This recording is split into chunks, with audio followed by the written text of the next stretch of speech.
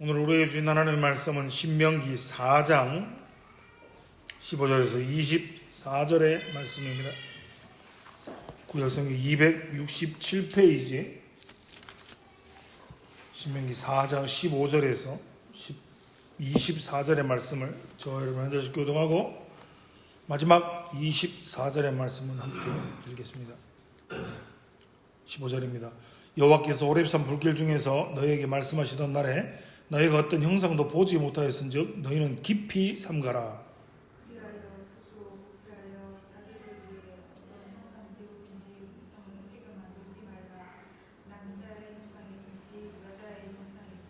땅 위에 있는 어떤 짐승의 형상이든지 하늘을 나는 날개 가진 어떤 새의 형상이든지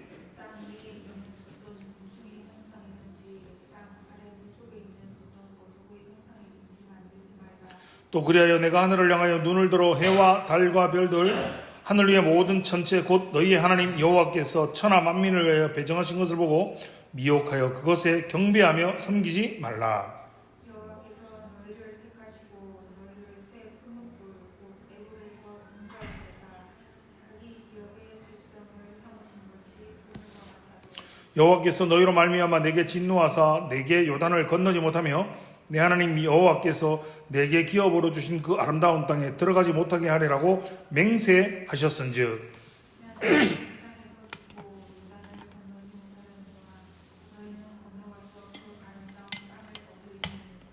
너희는 스스로 삼가 너희의 하나님 여호와께서 너희와 세우신 언약을 잊지 말고 내 하나님 여호와께서 금하신 어떤 형상의 우상도 조각하지 말라. 내 하나님 여호와는 소멸하는 불이시요 질투하시는 하나님이시니라. 아멘. 신명기 강의 13번째 시간입니다. 오늘은 신명기 4장 15절에서 24절의 말씀을 가지고 우상을 만들어 섬기지 말라 라는 제목으로 함께 하나님의 말씀을 나누며 은혜를 나누겠습니다. 여러분, 우상 숭배라는 단어를 들으면 어떤 이미지, 어떤 것들이 그려지십니까?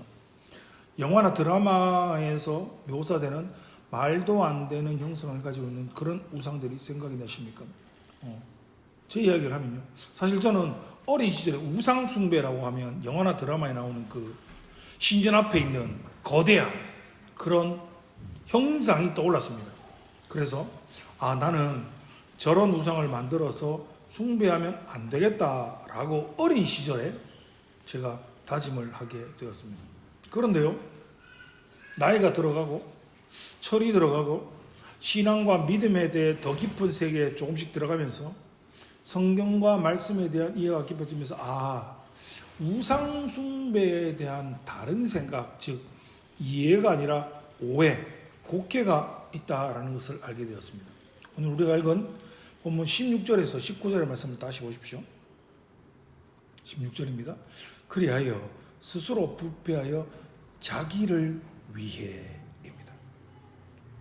여러분, 우상을 세게 만들지 말라라고 명하시잖아요. 그런데 성경의 말씀을 보시면 왜 우상을 만들고 있습니까? 스스로 부패하여입니다. 그리고 그 우상의 존재 자체가 무엇이라고요? 자기를 위해 만드는 겁니다.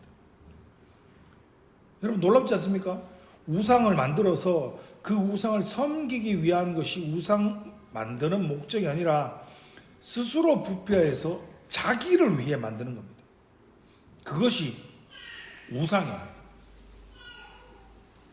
우상을 만드는 자가 자기 자신의 욕심과 욕망을 채우기 위한 수단, 방법으로 우상을 만드는 것입니다. 여러분, 우상을 만들어서 그 우상에게 인격적으로 내가 항복하고 나의 삶 전부를 드리고 그를 경배하고 그를 경외하고 그를 존경하기 위해서가 아니라 우상은 나에게 필요한 거, 내가 지금 필요한 거, 우리 가정에 필요한 거, 이걸 이루어주기 위해서, 나를 위해서 우상을 세워서 그것과 상응하는 보상으로 당신이 나에게 이거 주면 내가 당신 섬길게. 내가 나에게 필요한 이거 주면 내가 당신을 경외할게. 내가 필요한 거 이거 해주면 내가 당신을 존경해 줄게. 이렇게 약속을 하는 겁니다. 이것이 우상이다 라고 성경이 말씀하고 계십니다. 이어지는 것을 보십시오. 어떤 종류의 형상들이 언급됐습니까? 남자의 형상, 여자의 형상, 땅 위에 어떤 짐승의 형상, 하늘을 나는 어떤 새의 형상, 땅 위에 기는 어떤 곤충의 형상, 땅 아래 물속에 있는 어족의 형상. 여러분, 이 언급된 모든 것이요, 사람이 살아가는 곳, 사람이 살아가는 모든 곳에서 볼 수 있는 것들, 그 모든 것들에 대한 형상을 언급하고 있습니다. 왜? 남자, 여자, 땅 아래, 하늘 나는 것, 물속, 밑에, 이런 거 왜 전부 언급하고 있을까요? 사람들이 그때마다 그들의 필요에 따라서 거기에 현존하는 것들을 형상화하여서 우상을 만들었기 때문입니다. 여러분, 우리나라 과거의 모습을 한번 생각해 보십시오. 어느 동네 들어가서 마을 오기에 가면 뭐가 써 있습니까? 맞습니다. 길초입에 천하대장군, 지하예장군 있고요. 큰 나무는 산신령, 그래가지고 거기다 뭐 이상한 거 달아놓고요. 바다에 가면 용왕 있지요. 각종 귀신을 비롯하여 눈에 보이는 모든 것들을 형상하여서 우상으로 경배하고 숭배하지 않았습니까? 이건 경배하고 숭배하는 것이고, 바꿔서 목축업을 하는 자들에게 그들이 키우는 양, 염소, 그것이 우상이 되는 겁니다. 농경사회에서는, 지금 말고 예전에 농경사회에서는 농사를 짓는 가장 중요한 게 뭐였습니까? 소였습니다. 갱이질을 해야 되니까. 그럼 농경사회에서 농사를 짓는데 없어서 안 될 소가 그들에게 우상이 되는 겁니다. 그럼 지금을 살아가는, 현대사회를 살아가는 우리에게 무엇이 우상입니까? 현대사회에서는 돈이 우상입니다. 돈 있으면 다 해결된다 라고 생각하니까요. 그럼 신명기의 말씀을 통해서 이스라엘 백성에게 가르치시고 저와 여러분들에게 지금 가르치는 것은 무엇입니까? 우상을 섬기지 말라라는 것입니다. 여러분, 이것을 마치 특정한 집단의 종교적 광신자들처럼 나는 내가 믿는 신념과 믿음 때문에 국기에 대한 경례를 하지 않는다, 나는 제복을 입지 않는다, 고로 나는 관직을 맡지 않는다, 나는 절하지 않는다, 나는 세배를 하지 않는다, 이런 식의 차원이 아니라 하나님이 주인이 되시고 그 주인 되시는 하나님이 우리에게 명령하시고 만사를, 모든 것을 하나님이 결정하는 것이지 내가 결정하고 하나님 대신 요거 필요합니다, 하나님 나 요거 필요합니다, 내게 필요한 것을 하나님께 요청해서 그 요청한 것을 빼오고 가지고 오는 식으로 신앙으로, 그런 믿음과 그런 신앙을 가지고 하나님 앞에 나아가서는 안 된다라는 겁니다. 이건 모든 성도들이 반드시 기억해야 하는 것입니다. 하나님은 저와 여러분의 믿음의 대상입니다. 경배의 대상입니다. 믿음과 경배의 대상이지 하나님이 나에게 필요한 것을 제공해 주시기 위해서 존재하는 사람, 존재하는 분이 아니시라는 겁니다. 하나님 사람이 아니시죠. 내가 필요한 것을 제공해 주기 위해서 존재하는 분이 아니시라는 겁니다. 물론 우리의 신앙이 어렸을 때, 우리가 아이를 키우고 있고 키워봤지 않습니까? 신앙이 어렸을 때는 어린아이와 같은 수준에 있었을 때 이렇게 기도를 합니다. 얼마 전에 식사 교제하면서 그런 이야기를 하지 않았습니까? 제가 아는 선배 목사님 아들이 유치원에 넘어가기 싫어서 기도를 하는데, 하나님 유치원 폭파시켜 주세요. 유치원 가기 싫으니까. 아이들은 그런 기도 하죠. 하나님, 이런 어려움이 있습니다.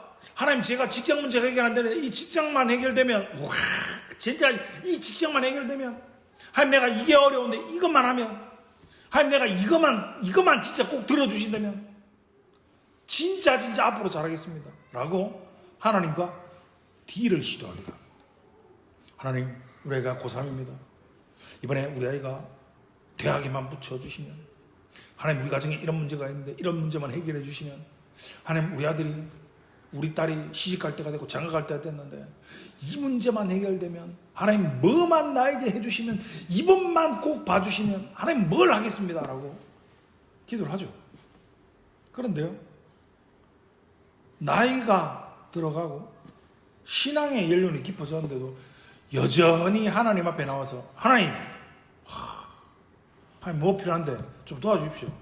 하나님 요거 해결해야 됩니다. 하나님 요거 좀 해주십시오. 하나님 요거 해주시면 하나님 내가 이 문제 해결되면 하나님한테 1,000,000원 헌금하겠습니다. 하나님 요 문제 해결되면 내가 뭐 하겠습니다 라고 그런 기도를 드리고 그런 식의 신앙생활은 아니라고 말하는 겁니다. 하나님이 여러분 우리에게 무엇을 받으시는 것은요, 하나님께서 우리에게 무엇을 해 주셨기 때문에 그 보상과 그 대가로 하나님이 받으시는 게 아닙니다. 여러분 한번 생각해 보십시오. 우리는 부족한 게 필요한 게 많잖아요. 하나님은요 부족한 게 없으십니다. 하나님은 필요한 게 없으십니다. 누가 그 유명한 그런 이야기를 했지 않습니까? 빚이 100억 있는 거나 100,000만 원 있는 거나 빚이 다를 바가 없다라고 말이죠. 별로 차이가 안 나는 거잖아요. 이번에 미국의 게이츠가 빌 게이츠가 맞을 겁니다. 자기 재산이 몇백 조입니다. 아이들에게 물려주지 않고 사회에 환원하기로 했답니다. 여러분 그렇게 돈 많은 사람에게는 뭐 100만 원, 1,000만 원 이런 건 돈도 아니잖아요. 워낙 돈이 많아서 필요하지 않은 겁니다. 우리가 필요한 게 많고 돈도 필요하고 이것도 필요하고 저것도 필요하고 우리가 필요한 게 많지. 우리가 드리는 하나님께 드리는 헌금, 우리가 하나님께 드리는 11조, 우리가 하나님께 드리는 주정 헌금 필요 없습니다. 하나님이 그게 필요한 분이 아니시라는 겁니다. 부족한 게 없이 완전하시는 분입니다. 저와 여러분이 하나님께 드리는 그 어느 것도 어쩌면 하나님께 불필요하고 필요 없는 것들, 굳이 없어도 되는 것들이라는 말입니다. 우리가 하나님께 어떤 감사를 하든지 우리가 물질을 가지고 하나님께 헌금할 때 그것을 제가 항상 기도하는 것처럼 전인격으로 하나님 앞에 무릎을 꿇는 겁니다. 하나님 내가 이 작은 물질을 드리지만 나의 작은 11조를 드리고 나의 주정헌금과 감사의 제목을 드리는 것은 이 물질의 주인이 내가 아니라 하나님께서 나에게 베푸신 그 은혜, 내가 이렇게 소득이 있고 내가 가정이 있고 내가 직장이 있고 내가 이렇게 살아 숨쉴 수 있는 내 인생의 주인은 하나님이십니다라고 감사해서 드리는 믿음의 고백이고 신앙의 고백인 겁니다. 하나님 나의 시간의 주인도 하나님이십니다. 하나님 나의 물질의 주인도 하나님이십니다. 나의 인생 전부도 하나님이십니다라고 고백하고 경배하는 것이기에 하나님이 그냥 받아주시고 흠량해 주시는 것이라는 말입니다. 여러분 하나님은 결정권자이십니다. 저와 여러분의 신앙의 초점은 내가 필요한 거, 나의 목표는 이거다. 그것을 정하는 것이 아니라 나의 인생의 목표와 방향은 하나님이 정해주신다는 것을 기억하고 명심하시기 바랍니다. 여러분 모세가 가나안 땅에 들어가지 못한 건 분명히 자기 잘못입니다. 오늘 21절의 말씀을 다시 한번 보십시오. 그런데 21절을 보면 이렇습니다. 여호와께서 너희로 말미암아 내게 진노하사 내게 요단을 건너지 못하며, 이게 무슨 말이냐면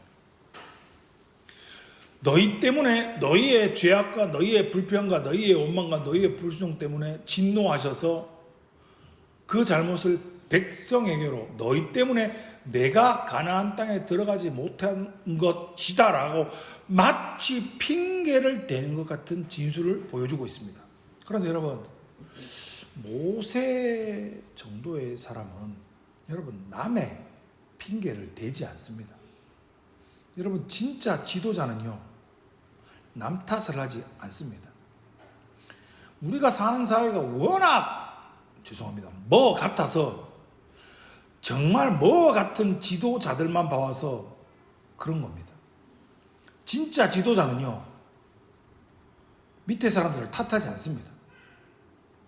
잘못이 있으면 책임을 지는 게 지도자입니다. 그런데 여러분 모세가 200만이 넘는 백성의 지도자였던 모세가 야 네가 잘못해가 내가 가나안에 못 들어가잖아. 이거 다 네 때문이야. 이게 아니라는 겁니다.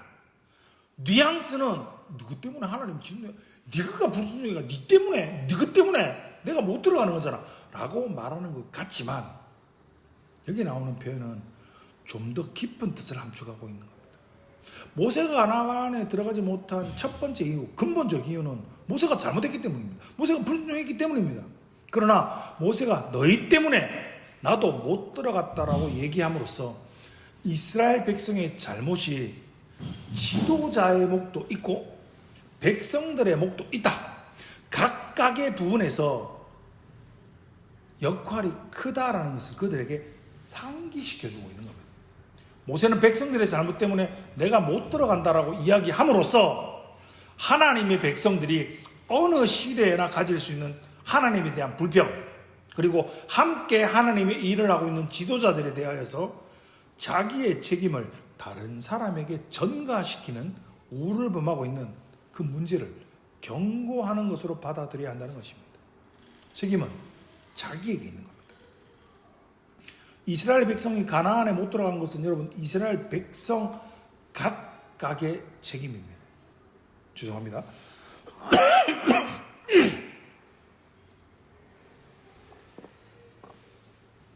모든 백성이 다 들어갈 때 여호수아 갈렙은 그들 자신의 신앙을 따라 가나안 땅에 들어갔습니다. 모세는 본인이 잘못해서 못 들어간 겁니다. 이 이야기를 통해서 자기의 신앙은, 나의 구원은 누가 책임진다? 내가 각각 책임져야 한다는 겁니다. 그 책임을 누구에게든지 어떤 핑계를 대지 말라라고 성경이 미리 차단하고 경고하고 있다는 겁니다. 하나님, 나는 억울합니다. 나는 이 사람 때문에, 나는 가정 형편이 이래서, 나는 우리 부모님이 이래서, 나는 우리 뭐가 이래서, 나는 뭐 이래서, 나는 못했습니다라는 그 어떠한 핑계도 허용되지 않는다라는 겁니다. 여러분 한번 물어보겠습니다. 신앙생활하는 것이 쉽습니까? 어떠십니까? 여러분 신앙생활하는 것이 쉽습니까? 어렵습니까? 저희가 오전에 갈라디아서 강의를 하고 있지 않습니까?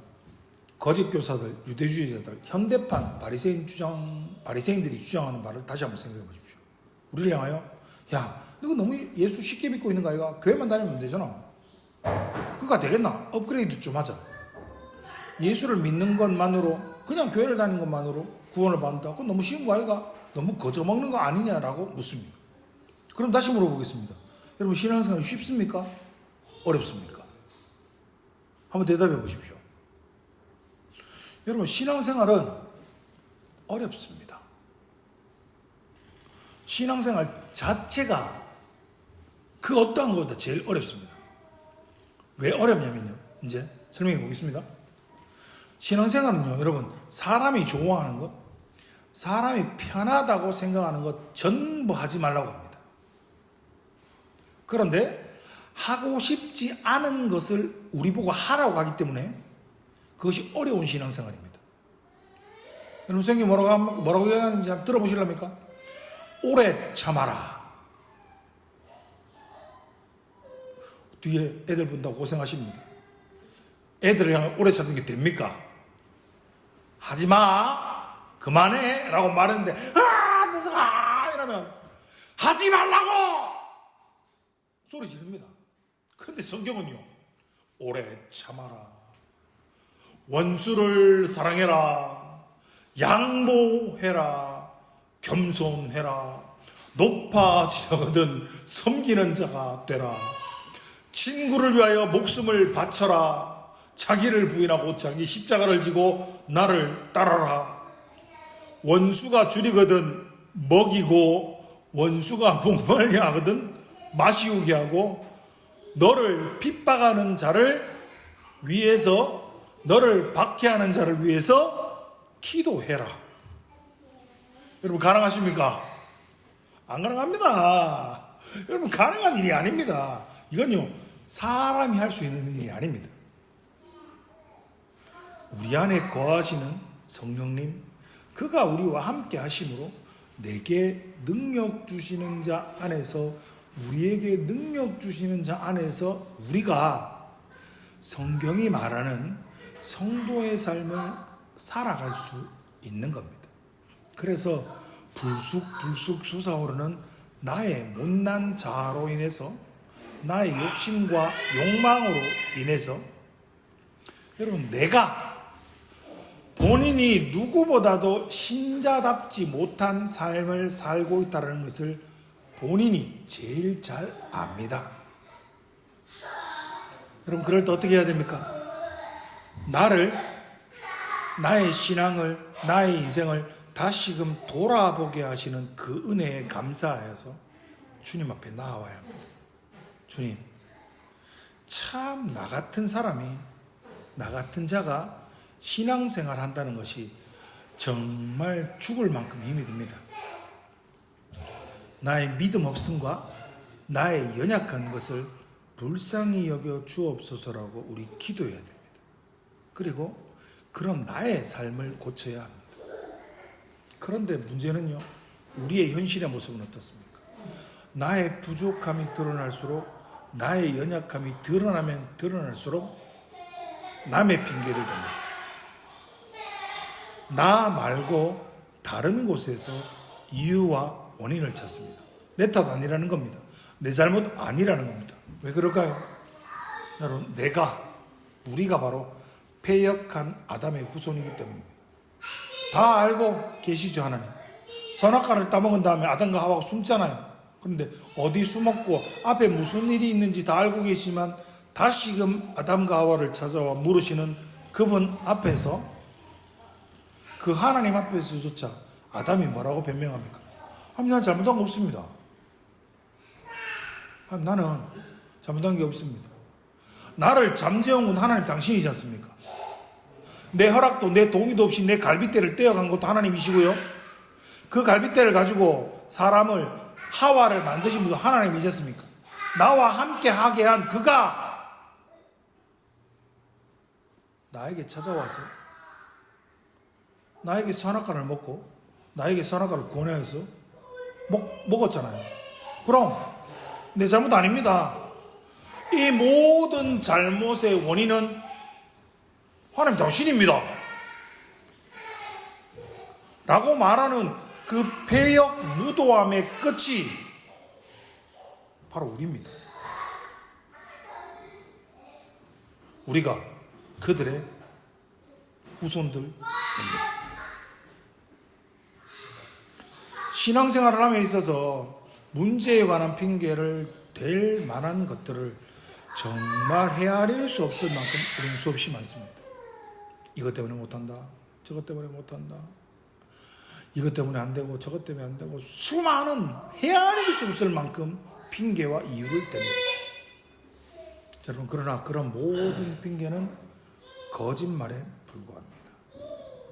핑계는 핑계일 뿐입니다. 되는 모든 핑계들의 속사정은 딱 한 가지만 진리, 딱 한 가지만 진짜 사실입니다. 그건요, 자기 자신이 신앙생활을 하기가 싫다라는 것이 진짜입니다. 이게 무슨 말인가 하면요, 나는 하나님 앞에 항복하기 싫다는 겁니다. 하나님이 나에게 하라는 거 그거 하기 싫고 난 내 소견에 오른 대로 내 마음대로 하고 싶다는 겁니다. 여러분, 하나님의 사람은 하나님의 사람으로서 책임져야 할 사명이 있습니다. 일들이 있습니다. 성경을 한 군데 찾아보겠습니다. 베드로전서 3장 15절.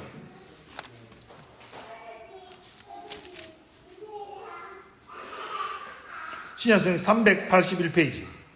베드로전서 3장 15절입니다.